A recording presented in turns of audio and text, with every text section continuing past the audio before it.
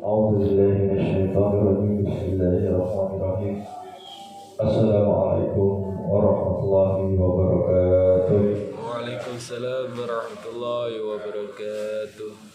Alhamdulillah Alhamdulillahilladzi binikmatihi tatimmu shalihat. Alhamdulillahilladzi hadana lihada wa ma kunna linahtadiya laula an hadana Allah. Asyhadu an la ilaha illallah wa asyhadu anna Muhammadar Rasulullah. Allahumma shalli ala sayyidina Muhammad wa ala ali sayyidina Muhammad. Rabbi shrah li sadri wa yassir li amri wahlul 'uqdatam min lisani yafqahu qawli. Alhamdulillah, segala puji hanya bagi Allah Subhanahu wa taala yang telah memberikan kita segala nikmat sehingga pada subuh hari ini kita masih bisa sholat subuh berjamaah di mushola Az-Zikra. Kemudian dilanjutkan dengan pembacaan surat Al-Baqarah.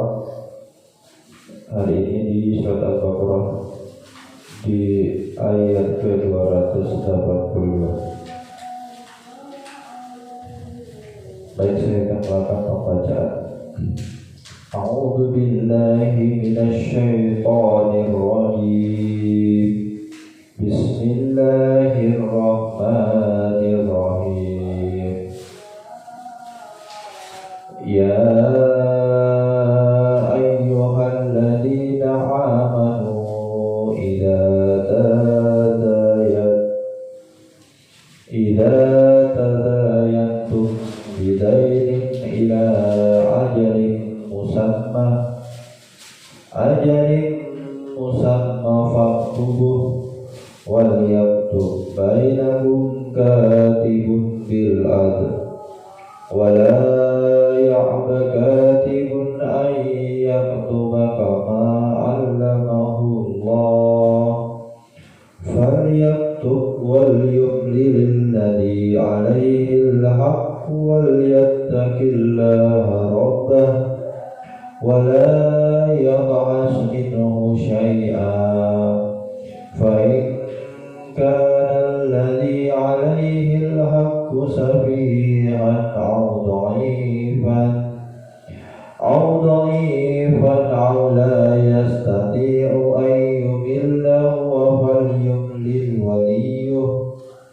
وليه بالعدل واستشهدوا شهيدين من رجالكم فإن لم يكونا رجلين فرجل وامرأتان ممن ترضون من الشهداء أن تضل إحداهما فتذكر إحداهما الأخرى ولا يأبى الشهداء إذا ما دعوا ولا تسعموا أن تكتبوه صغيرا أو كبيرا إلى أجله ذلكم أقسط عند الله وأقوام للشهادة وأدنى ألا ترتابوا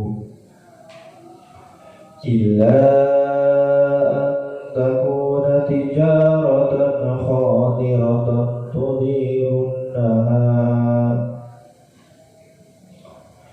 تديرونها بينكم فليس عليكم جناح ألا تكتبوها وأشهدوا إذا تبايعتم ولا يضر كاتب ولا شهيد وإن تفعلوا فإنه فسوق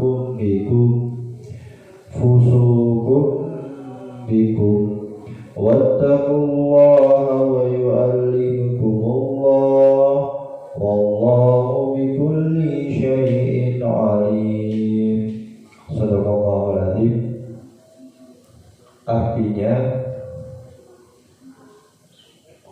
hai orang-orang yang beriman, apabila kamu bermuamalah secara tidak tunai untuk waktu yang ditentukan, hendaklah kamu menuliskannya. Dan hendaklah seorang penulis di antara kamu menuliskannya dengan benar.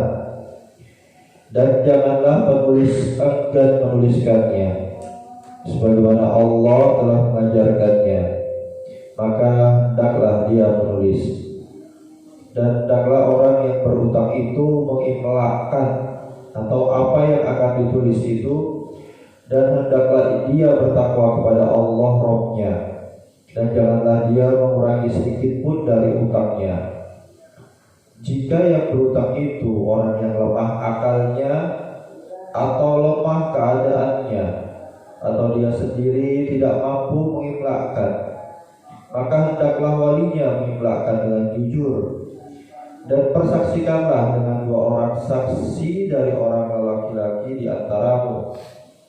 Jika tak ada 2 orang lelaki, maka boleh seorang lelaki dan 2 orang perempuan dari saksi-saksi yang kamu ridhoi, supaya jika seorang lupa, maka seorang lagi mengingatkannya. Janganlah saksi-saksi itu enggan memberi keterangan apabila mereka dipanggil, dan janganlah kamu jemu menulis hutang itu, baik kecil maupun besar, sampai batas waktu membayarnya. Yang demikian itu lebih adil di sisi Allah, dan lebih dapat menguatkan persaksian, dan lebih dekat kepada tidak menimbulkan keraguanmu. Tulislah muamalahmu itu, kecuali jika muamalah itu perdagangan tunai yang kamu jalankan di antara kamu. Maka tak ada dosa bagi kamu jika kamu tidak menuliskannya. Dan persaksikanlah apabila kamu berjual beli, dan janganlah penulis dan saksi saling menyulitkan. Jika kamu lakukan yang demikian, maka sesungguhnya hal itu adalah suatu kefasikan pada dirimu. Dan bertakwalah kepada Allah. Allah mengajarkanmu, dan Allah Maha mengetahui segala sesuatu. Penjelasannya, ayat ini merupakan ayat yang paling panjang di dalam Al-Quran. Firman Allah, Ya ayyuhalladzina amanu idza tadanaitum bidaini ila ajalin musamma fa'tubuh. Artinya, hai orang-orang yang beriman, apabila kamu bermuamalah tidak secara tunai untuk waktu yang ditentukan, hendaklah kamu menuliskannya. Ini merupakan nasihat dan bimbingan dari Allah bagi hamba-hambanya yang beriman. Jika mereka melakukan muamalah secara tidak tunai, hendaklah mereka menulisnya, supaya lebih dapat menjaga jumlah dan batas waktu muamalah tersebut, serta lebih menguatkan bagi saksi. Dan Allah Azza wa Jalla telah memperingatkan hal tersebut pada akhir ayat, di mana Dia berfirman, Dzalikum aqsatu indallahi wa aqwamu lisyahadati wa adna alla tartabu. Yang artinya, yang demikian itu lebih adil di sisi Allah, dan lebih dapat menguatkan persaksian, dan lebih dekat kepada tidak menimbulkan keraguan. Mengenai firman-Nya, Ya ayyuhalladzina amanu idza tadayantum bidainin ila ajalin musamma fa'tubuh. Artinya, hai orang-orang yang beriman, apabila kamu bermuamalah secara tidak tunai untuk waktu yang ditentukan, hendaklah kamu menuliskannya. Sufyan Ats-Tsauri meriwayatkan dari Ibnu Abbas, dia mengatakan, ayat tersebut diturunkan berkenaan dengan pemberian utang salam dalam batas waktu yang ditentukan. Di sini salam diartikan adalah uang pembayaran lebih dulu dan barangnya diterima kemudian. Sedangkan Qatadah menceritakan dari Abu Hasan Al-A'raj dari Ibnu Abbas, aku bersaksi bahwa pemberian utang yang dijamin untuk diselesaikan pada tempo tertentu telah dihalalkan dan diizinkan Allah. Lalu dia membacakan ayat, Ya ayyuhalladzina amanu idza tadayantum bidaini ila ajalin musamma. Demikian riwayat Al-Bukhari.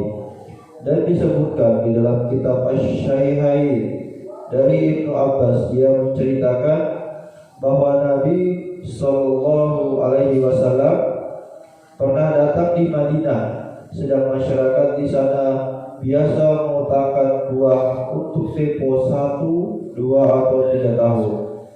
Lalu Rasulullah Sallallahu Alaihi Wasallam bersabda yang artinya, barang siapa meminjamkan sesuatu, hendaklah dia melakukannya dengan takaran dan timbangan yang disepakati sampai batas waktu yang ditentukan. Hadis riwayat Al-Bukhari dan Muslim. Dan faktuhu, hendaklah kamu menuliskannya. Ini termasuk perintah dari Allah Azza wa Jalla supaya dilakukan penulisan untuk memperkuat dan menjaganya. Abu Sa'id Asy-Sya'bi, Rabi bin Anas, Al-Hasan Ibnu Juraij, Ibnu Zaid dan ulama lainnya mengatakan, sebelumnya hal itu merupakan suatu kewajiban, kemudian hukumnya dinasakh atau dihapuskan dengan firman-Nya, fa in amina ba'dakum ba'dan falyu'addil ladzi mina amanatah. Surat Al-Baqarah ayat 283 yang artinya,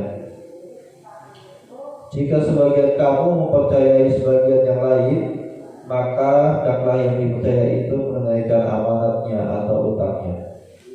Dalil lain yang menunjukkan hal itu adalah hadis yang menceritakan tentang syariat yang ada sebelum kita dan ditetapkan di dalam syariat kita, serta tidak diingkari, yang isinya menjelaskan tentang tidak adanya kewajiban pada penulisan dan persaksian.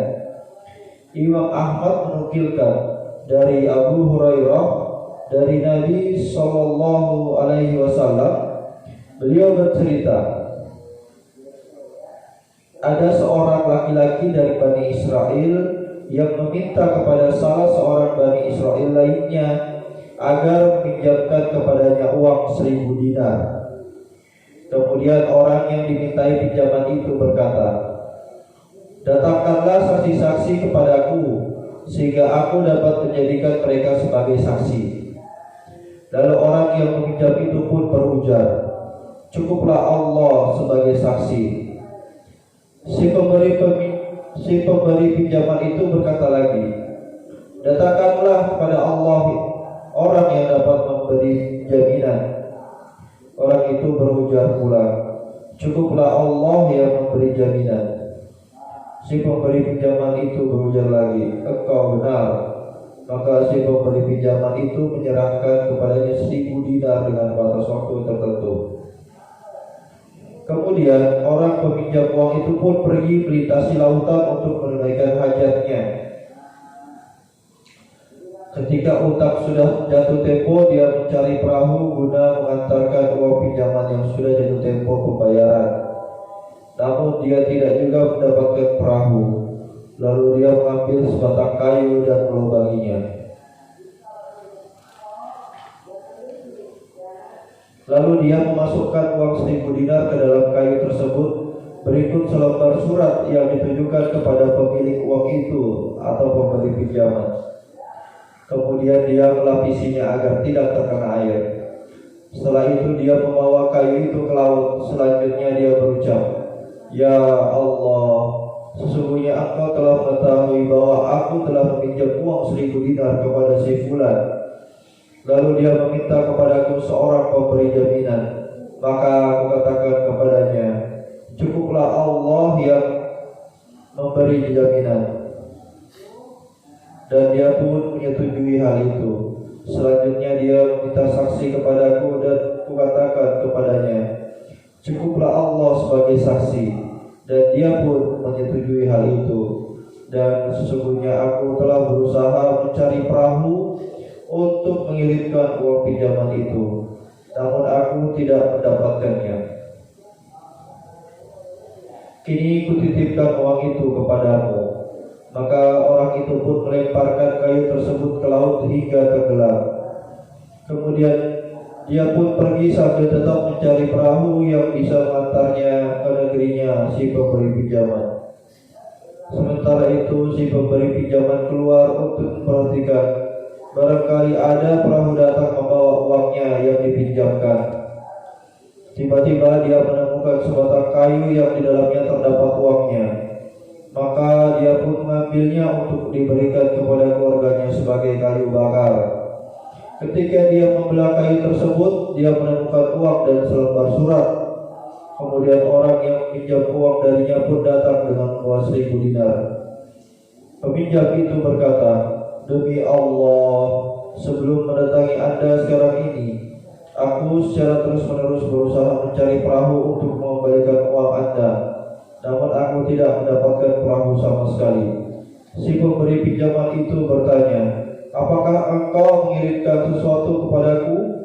Si peminjam menjawab, "Bukankah telah kuberitahukan kepada Anda bahwa aku tidak mendapatkan perahu sebelum kedatanganku ini?" Si pemberi pinjaman itu berkata, "Sesungguhnya Allah telah mengantarkan pinjamanmu yang telah engkau letakkan di dalam kayu. Maka kembalilah dengan uangmu yang 1.000 dinar itu dengan baik." Sanad hadis ini sahih, telah diriwayatkan oleh Al-Bukhari dalam 7 tempat melalui 7 jalur periwayatan yang sahih secara mu'allaq dan tidak memakai zigat jazm atau ungkapan yang tegas. Dan firman-Nya, "Wal yaktub bainakum katibun bil 'adl," dan hendaklah seorang penulis di antara kamu menuliskannya dengan benar.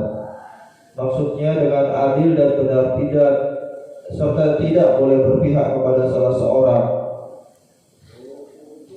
dalam penulisannya tersebut, dan tidak boleh juga dia menulis kecuali apa yang telah disepakati tanpa menambah atau mengurangi. Sedangkan firman Allah Azza wa Jalla, "Wala ya'ba katibu an yaktuba kama 'allamallahu falyaktub," dan janganlah penulis akan menuliskannya sebagaimana Allah telah mengajarkannya, maka hendaklah dia menulis. Maksudnya, orang yang mengerti tulis menulis tidak boleh menolak jika dia diminta menulis untuk kepentingan orang lain, dan dia tidak boleh menyusahkannya sebagaimana Allah telah mengajarkan kepadanya apa yang dia tidak ketahui. Maka hendaklah dia berbuat baik kepada orang lain yang tidak mengenal tulis-menulis, dan hendaklah dia menuliskannya. Sebagaimana disebutkan dalam sebuah hadis bahwa Nabi SAW pun pernah bersabda yang artinya, "Sesungguhnya termasuk sedekah jika engkau membantu seorang yang berbuat kebaikan ataupun berbuat sesuatu bagi orang bodoh." Hadis riwayat Al-Bukhari dan Ahmad. Dalam hadis yang lain disebutkan bahwa Nabi SAW bersabda yang artinya, "Barang siapa menyembunyikan ilmu yang diketahuinya, maka dia akan dikekang pada hari kiamat kelak dengan tali kekang dari api neraka." Hadis riwayat Ibnu Majah. Mujahid dan Atta rahimahullah mengatakan, orang yang dapat menulis berkewajiban untuk menuliskan. Dan firman Allah berikutnya, "Wal yumlil ladzi 'alaihi al-haqqu wal yattaqillaha rabbah," dan hendaklah orang yang berhutang itu mengimlakkan apa yang akan ditulis itu, dan hendaklah dia bertakwa kepada Allah Rabb-Nya. Artinya, hendaklah orang yang menerima pinjaman mendiktekan kepada juru tulis jumlah utang yang menjadi tanggungannya, dan hendaklah dia bertakwa kepada Allah dalam melakukan hal itu. Wala yabhas minhu syai'a, dan janganlah dia mengurangi sedikit pun dari utangnya. Maksudnya tidak menyembunyikan sesuatu apapun darinya. Fa in kana alladhi 'alaihi al-haqqu safiha, jika yang berhutang itu orang yang lemah akalnya, sebagaimana upaya untuk mencegahnya dari tindakan pengangguran uang dan lain sebagainya. Au dhaifan, atau lemah keadaannya, maksudnya masih dalam keadaan kecil atau tidak waras. Au la yastati'u ayyumilla huwa, atau dia sendiri tidak mampu mengimlakkan, baik karena cacat atau tidak mengetahui mana yang benar dan mana yang salah. Falyun lil waliyyu bil adl, maka hendaklah walinya mengimlakkan dengan jujur. Dan firman-Nya, wastashhidu syahidaini min rajulikum, dan persaksikanlah dengan 2 orang saksi dari orang-orang laki-laki di antaramu. Ini adalah perintah untuk memberikan kesaksian disertai penulisan untuk menambah validitas atau kekuatannya. Fa illam yakuna rajulaini farajulu wa imra'atani, jika tidak ada 2 orang laki-laki, maka bolehlah seorang laki-laki dan 2 orang perempuan. Hal itu hanya berlaku pada perkara yang menyangkut harta dan segala yang diperhitungkan sebagai kekayaan. Ditempatkannya 2 orang wanita menduduki kedudukan seorang laki-laki karena kurangnya akal kaum wanita, sebagaimana dinukilkan oleh Muslim dalam kitab sahihnya dari Abu Hurairah radhiyallahu anhu, Rasulullah sallallahu alaihi wasallam, beliau bersabda yang artinya,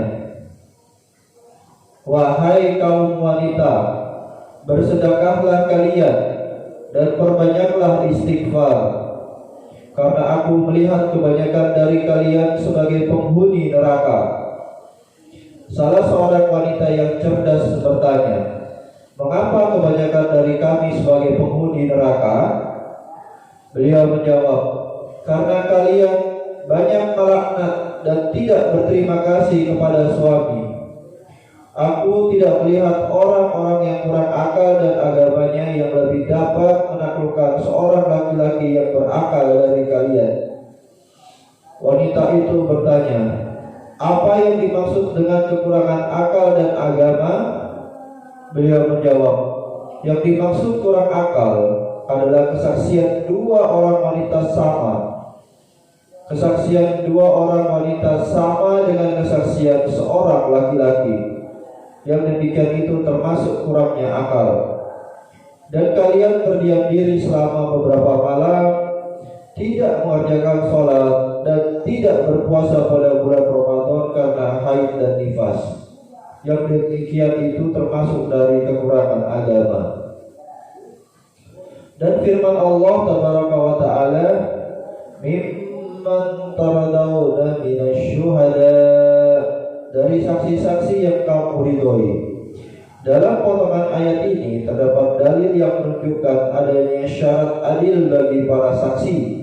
Hal ini adalah muqayyad atau terbatas, dan makna ayat muqayyad ini yang dijadikan pegangan hukum oleh Imam Asy-Syafi'i dan menetapkannya pada setiap perintah mutlak untuk memberikan kesaksian di dalam Al-Quran tanpa ada persyaratan.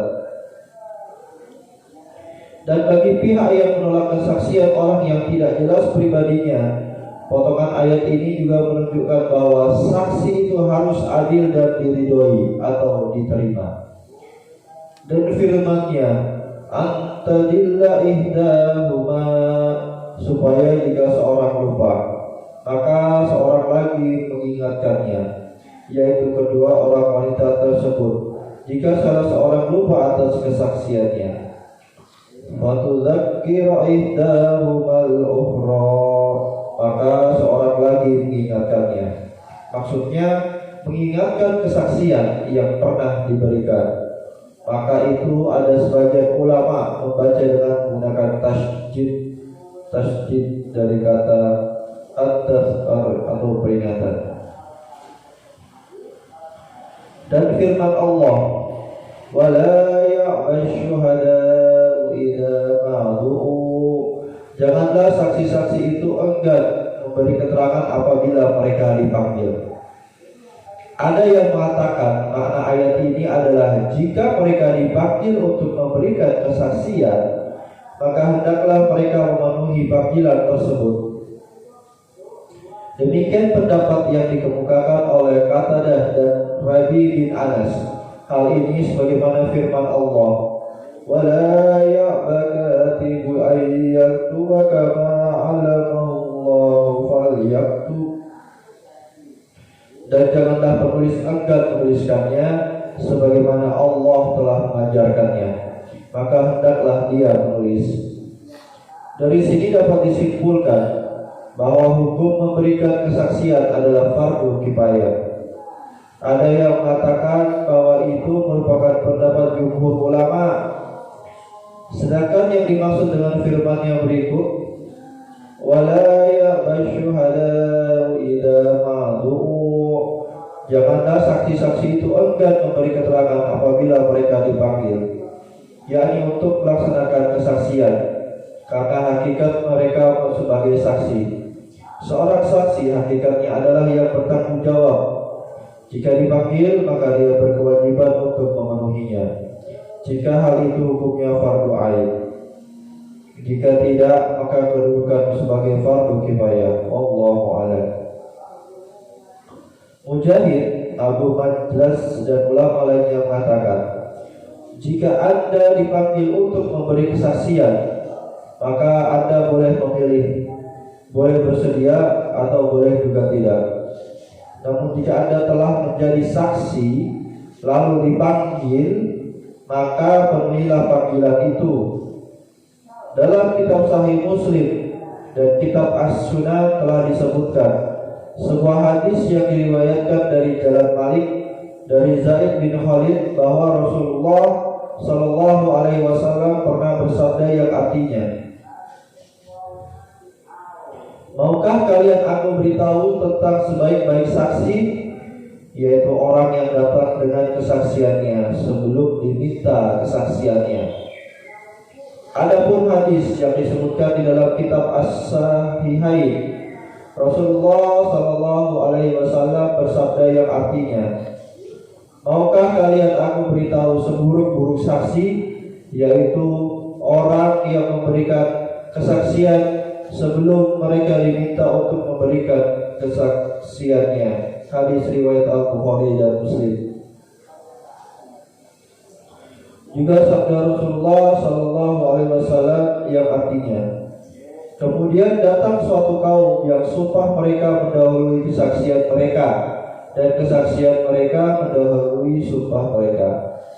Dalam hadis riwayat lain disebutkan Nabi Shallallahu Alaihi Wasallam bersabda yang artinya, "Kemudian datang suatu kaum yang memberikan kesaksian, padahal mereka tidak diminta memberi kesaksian.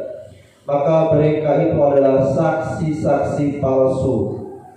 Dan telah diriwayatkan dari Ibnu Abbas dan Al-Hasan Basri bahwa hal itu mencakup dua keadaan, yaitu menyampaikan dan memberikan kesaksian. Sedangkan firman Allah Subhanahu wa taala selanjutnya dalam lafaznya, "Wala tas'amu an taktubuhu saghiran aw kabiran ila ajali." Dan janganlah kamu jemu menulis utang itu, baik kecil maupun besar, sampai batas waktu membayarnya. Ini merupakan bagian dari kesempurnaan bimbingan, yaitu perintah untuk menulis kebenaran, baik yang kecil maupun yang besar. Dan Dia Azza wa Jalla berfirman, "Janganlah kamu merasa bosan untuk menulis kebenaran bagaimanapun kondisinya, baik yang kecil maupun yang besar, sampai batas waktu pembayaran." Dan firman-Nya berikutnya, "Dzalikum aqsatu indallahi wa aqwamu lisyahadati wa adna alla tartabu." Yang demikian itu lebih adil di sisi Allah dan lebih dapat menguatkan persaksian dan lebih dekat kepada tidak menimbulkan keraguanmu. Maksudnya, inilah yang kami perintahkan kepada kalian, yaitu untuk menuliskan kebenaran. Jika hal itu dilakukan secara tunai, Yang demikian itu aqsatu indallah, lebih adil di sisi Allah. Artinya ialah lebih adil. Dan wa aqwamu lisyahadah, dan lebih dapat menguatkan persaksian. Maksudnya lebih menguatkan kesaksian, yakni lebih memantapkan bagi saksi jika dia meletakkan tulisannya dan kemudian melihatnya. Niscaya dia akan ingat akan kesaksian yang pernah dia berikan. Karena jika tidak menulisnya, maka dia cenderung untuk lupa, sebagaimana yang sering terjadi. Firman Allah, wa'adna ala tartabu, dan lebih dekat kepada tidak menimbulkan keraguanmu. Maknanya ialah lebih dekat kepada ketidakraguan. Adapun jika terjadi perselisihan, kamu bisa kembali kepada tulisan apa yang pernah kamu catat, sehingga dapat memberikan penjelasan di antara kamu tanpa ada keraguan. Illa an takuna tijaratan hadiratan tudirunaha bainakum falaisa alaikum junahun alla taktubu. Tulislah muamalah kamu itu, kecuali jika muamalah tersebut perdagangan tunai yang kamu jalankan di antaramu, maka tidak ada dosa bagimu jika kamu tidak menuliskannya. Maksud firman-Nya ini adalah jika jual beli itu disaksikan dan kontan, maka tidak ada dosa jika kalian tidak menuliskannya. Pembolehan ini karena tidak ada hal-hal yang mengkhawatirkan kedua pihak jika tidak dilakukan penulisan terhadapnya. Sedangkan mengenai pemberian saksi terhadap jual beli, maka Allah telah berfirman, wa ashhidu idza tabaya'tum, dan persaksikanlah apabila kamu berjual beli. Menurut jumhur ulama, masalah tersebut diartikan sebagai bimbingan dan anjuran semata dan bukan sebagai suatu hal yang wajib.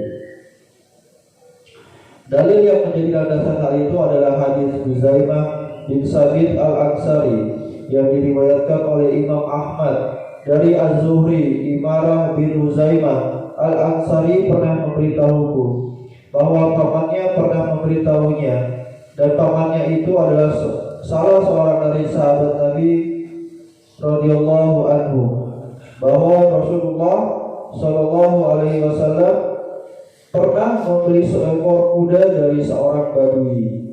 Lalu Nabi sallallahu alaihi wasallam meminta agar ikut serta dalam membayar harga kuda tersebut. Maka Nabi sallallahu alaihi wasallam berjalan dengan cepat, sedangkan orang badui itu berjalan lambat. Kemudian ada beberapa orang yang menghadang orang badui tersebut dengan tujuan agar mereka dapat menawar kudanya itu. Mereka tidak mengetahui bahwa Nabi telah membelinya, sehingga sebagian mereka ada yang menawar dengan lebih tinggi dari harga kuda yang telah dibeli oleh beliau tersebut. Kemudian si badui itu berujar kepada Nabi, jika engkau benar-benar membeli kuda ini, maka belilah. Jika tidak, maka aku akan menjualnya. Maka Nabi pun berdiri ketika beliau mendengar seruan badui itu, lalu beliau berkata, bukankah aku telah membelinya darimu? Tidak, demi Allah, aku tidak menjualnya kepadamu, sahut si badui itu. Kemudian beliau berkata, aku telah membelinya darimu. Setelah itu orang-orang mengelilingi Nabi dan si badui.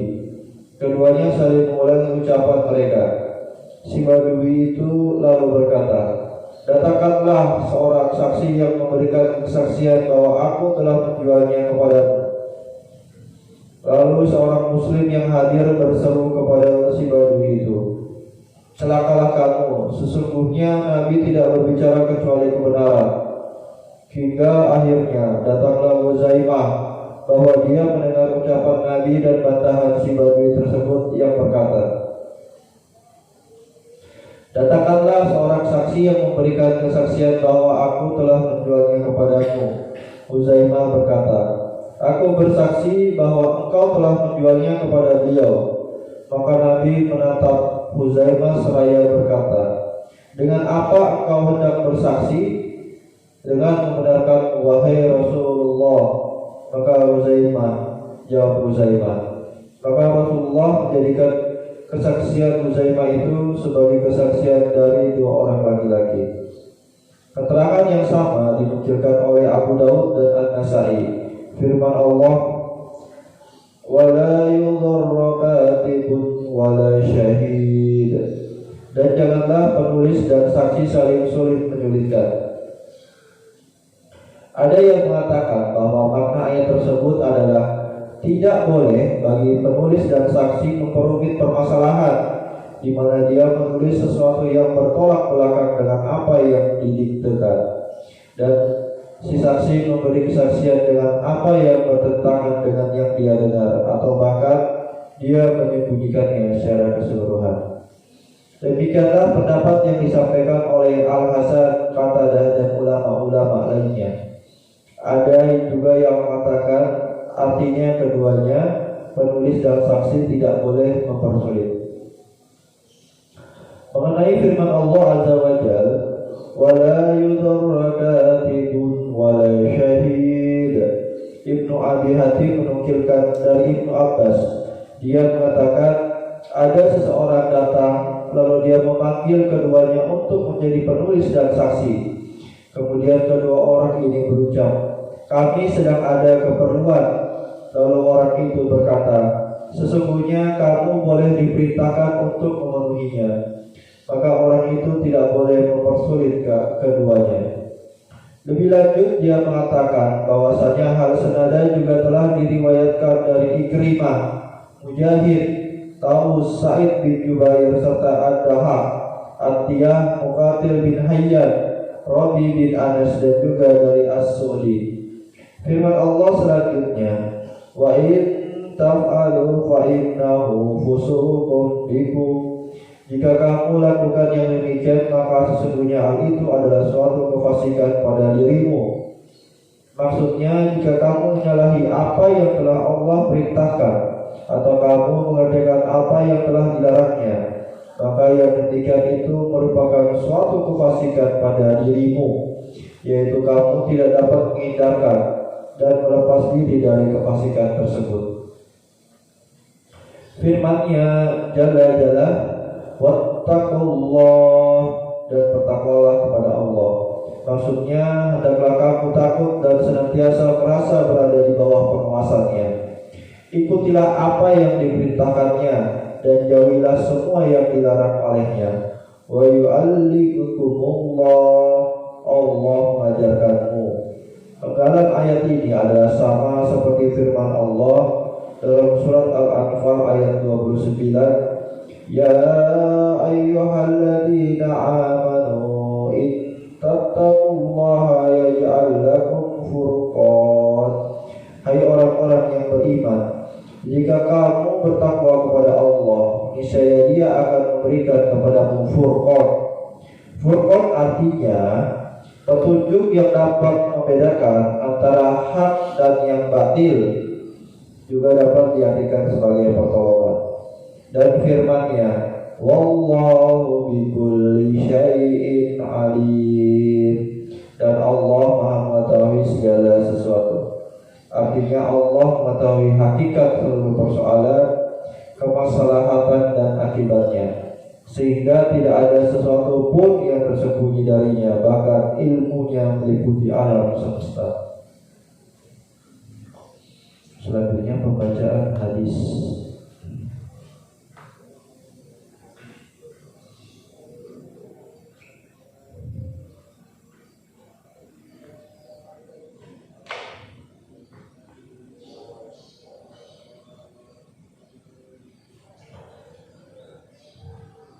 Hadis ketiga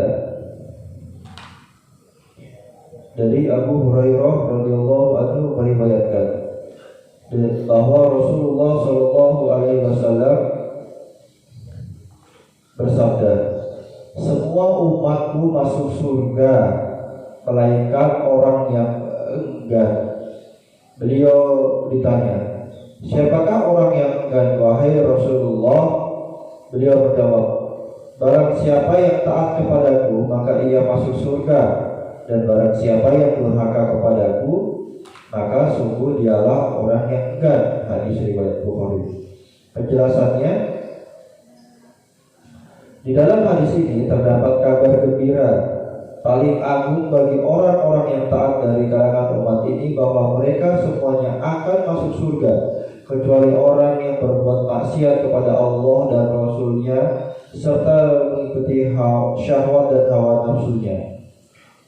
Allah berfirman di dalam surat An-Naziyat ayat 37 sampai 41, "Fa'amma man tagha wa asara al-hayatad dunya fa innal jahima hiyal ma'wa wa amma man khafa maqama rabbih wa nahaa nafsa 'anil hawa fa innal jannata hiyal ma'wa." Artinya, maka adapun orang yang melampaui batas dan lebih mengutamakan kehidupan dunia, dan sungguh nerakalah tempat tinggalnya. Dan adapun orang-orang yang takut kepada kebesaran Rabb-Nya dan menahan diri dari keinginan hawa nafsunya, maka sungguh surgalah tempat tinggalnya. Seorang sekali lagi, dari Abu Hurairah radhiyallahu anhu meriwayatkan bahwa Rasulullah Shallallahu alaihi wasallam bersabda, "Semua umatku masuk surga, melainkan orang yang enggan." Beliau ditanya, "Siapakah orang yang enggan, wahai Rasulullah?" Beliau menjawab, "Barang siapa yang taat kepadaku, maka ia masuk surga. Dan barang siapa yang durhaka kepadaku, maka sungguh dialah orang yang enggan." Hadis riwayat Bukhari. Penjelasan, di dalam hadis ini terdapat kabar gembira paling agung bagi orang-orang yang taat dari kalangan umat ini, bahwa mereka semuanya akan masuk surga kecuali orang yang berbuat maksiat kepada Allah dan Rasul-Nya serta mengikuti syahwat dan hawa nafsunya. Allah berfirman di dalam surat An-Naziyat ayat 37 sampai dengan 41 yang artinya, "Maka adapun orang yang melampaui batas dan lebih mengutamakan kehidupan dunia, maka sungguh nerakalah tempat tinggalnya. Dan adapun orang yang takut kepada kebesaran Rabb-Nya dan menahan diri dari keinginan hawa nafsunya, maka sungguh surgalah tempat tinggalnya." Alhamdulillah, demikianlah pembacaan Al-Quran dan hadis pada subuh hari ini. Semoga kita semua, terutama yang membaca, dapat mengamalkannya dalam kehidupan sehari-hari, dan juga kita dapat sampaikan kepada saudara-saudara kita yang pada hari ini belum sempat hadir di dalam majelis kita. Sebelum saya tutup, marilah kita bersama-sama membaca doa kafaratul majelis. Subhanakallahumma wa bihamdika asyhadu an la ilaha illa anta astaghfiruka wa atubu ilaik. Demikian dari saya. Jika ada salah dan kurang yang mohon dimaafkan. Sekian. Wassalamualaikum warahmatullahi wabarakatuh.